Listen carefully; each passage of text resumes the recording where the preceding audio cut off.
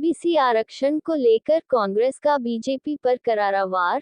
कांग्रेस नेता विवेक यादव ने भाजपा पर आरोप लगाते हुए बताया चाय वाला बैंक बेच रहा और अब बैंक वाले चाय बेचेंगे। धरने में मध्य प्रदेश महिला कांग्रेस उपाध्यक्ष नूरी खान नहीं दिखी।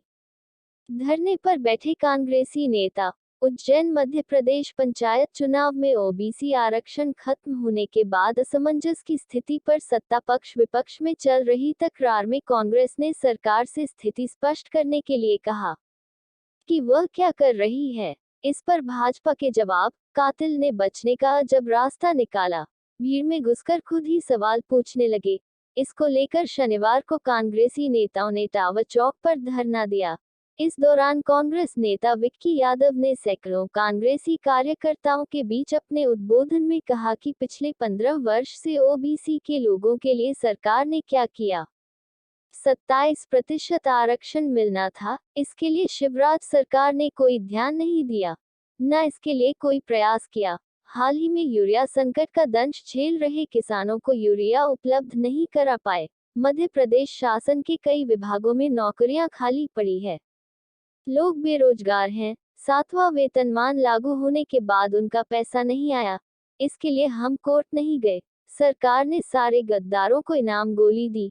कोरोना काल में मध्य प्रदेश सरकार ने लोगों को मरने के लिए छोड़ दिया। कितने ऑक्सीजन प्लांट बनाए। अभी हाल ही में बैंक कर्मी हड़ताल पर गए। बैंकों के निजीकरण से 10 लाख लोग बेरोजगार हो जाएंगे। बीएसएनएल बिकने से शुरू हुआ यह कारवां दिन दुगनी रात चौगुनी तरक्की कर रहा है। सबका नंबर आएगा, सबको प्रसाद मिलेगा। लगातार हाथ धोते रहिए, कभी नौकरी से तो कभी पेंशन से। सरकार आपके साथ है। आगे आपने कहा कि सरकार राम राज्य लाना चाहती है, तो राम राज्य में नोट नहीं थे, न बैंक थी, न एलआईसी, न हवाई अड्डे, विश्वविद्यालय व न्यायालय भी नहीं थे। इन्हें हटाना पड़ेगा, तभी राम राज्य आएगा। चाय वाला बैंक बेच रहा है, अब बैंक वाले चाय बेचेंगे।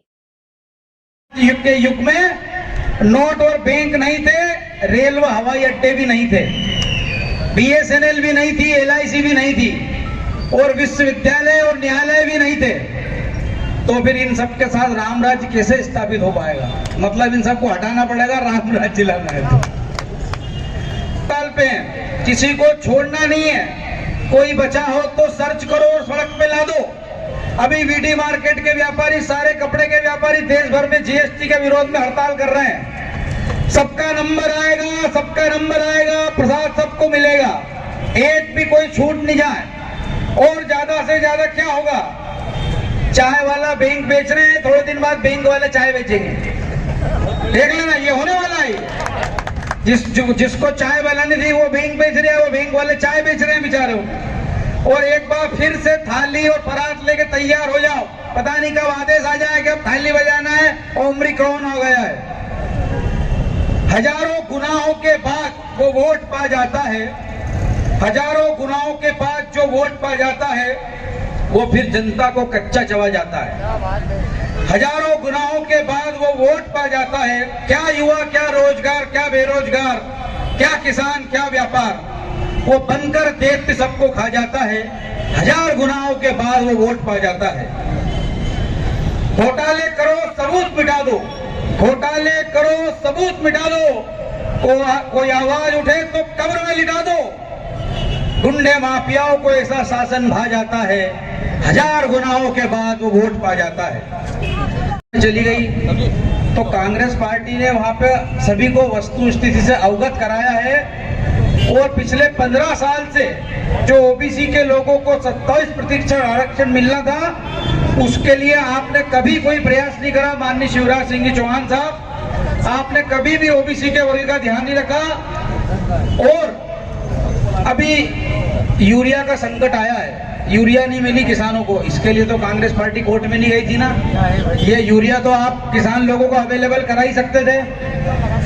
आप बताइए, हजारों कर्मचारियों की नियुक्ति खाली पड़ी है, वो पुलिस विभाग में हो, अनेक मध्य प्रदेश शासन के अनेक विभागों में नौकरियां खाली पड़ी है। इसके लिए कांग्रेस पार्टी कोर्ट में नहीं गई। 7वां वेतनमान लागू हो गया, लेकिन उनके पैसे आप अभी तक नहीं दे रहे हो। इसके लिए तो हम कभी कोई किसी प्रकार से कोर्ट में नहीं गए हैं। दूसरी बात, आपने अभी जो कल नियुक्ति करी, ये सारे गद्दारों को इनाम गोली दी, एक एक को निगम फिगम में सब में बना बना के आपने चलती कोरोना में आप मध्य प्रदेश की सरकार को आपने उनको मरने के लिए छोड़ दिया था। ऑक्सीजन प्लांट की बात अगर हम करें तो अभी कोरोना के बाद में कितने ऑक्सीजन प्लांट कंप्लीट हो गए हैं, इसके लिए कांग्रेस पार्टी कोर्ट में नहीं गई है। ये काम आपके अपने मातहत अधिकारी ढंग से नहीं कर पाए। अभी वर्तमान में बैंक वाले हड़ताल कर रहे हैं, सारे बैंक वाले हड़ताल कर रहे हैं। बैंकों का निजीकरण हो जाएगा तो 10 लाख नौकरियां खत्म होगी, और 10 लाख नौकरियां खत्म होगी तो उन 10 लाख लोगों को मेरा तो कहना है कि उनको सड़क पर उतरना चाहिए, क्योंकि बीएसएनएल से शुरू हुआ ये कारवा। बीएसएनएल सबसे पहले बीएसएनएल का निजीकरण किया गया और ये धीरे धीरे आज बीएसएनएल से शुरू हुआ कारवा दिन दूनी रात चौगुनी तरक्की कर रहा है। सबका नंबर आएगा, प्रसाद सबको मिलेगा। जब तक दवाई नहीं तब तक ढिलाई नहीं। लगातार हाथ धोते रहिए, कभी नौकरी से, कभी सैलरी से, कभी पेंशन से, कभी बिजनेस से। सरकार आपके साथ में है। राम राज युग में नोट व बैंक नहीं थे। राम राज युग के युग में नोट और बैंक नहीं थे, रेल व हवाई अड्डे भी नहीं थे, बीएसएनएल भी नहीं थी, एलआईसी भी नहीं थी, और विश्वविद्यालय और न्यायालय भी नहीं थे।